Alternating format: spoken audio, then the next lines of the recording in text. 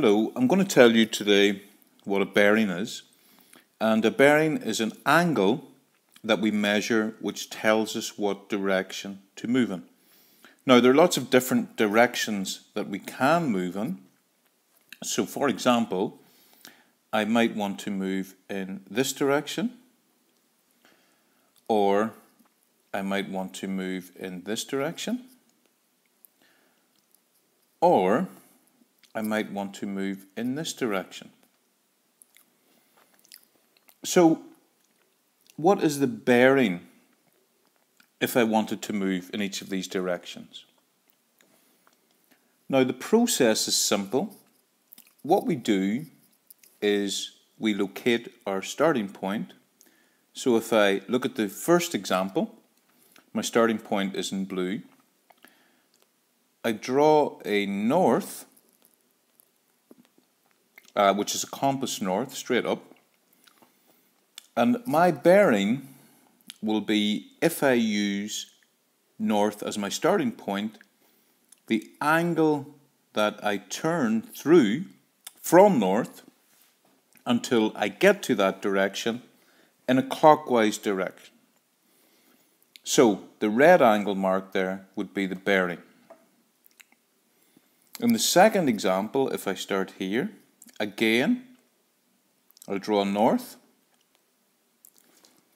So my bearing is the angle that I turn through from north in a clockwise direction until I reach the direction I'm moving in. In our third example, again, I draw a north from my starting point, and the bearing is the clockwise angle that I move through from north until I hit the direction I'm moving. Now, there are a couple of important points that we need to remember. So, firstly, bearings are measured from north, which we can draw on our diagram.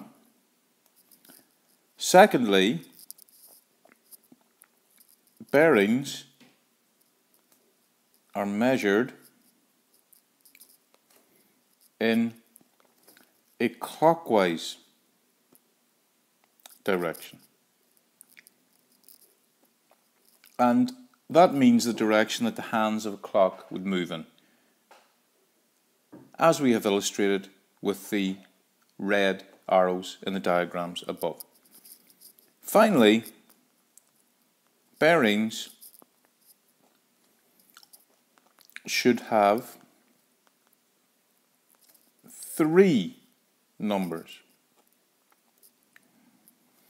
Now, this is only a problem if you have a bearing which is an angle with 2 numbers in it. So, for example, if I measured the angle in the first diagram as 45 degrees, then the bearing that I would give would be 0.45 degrees.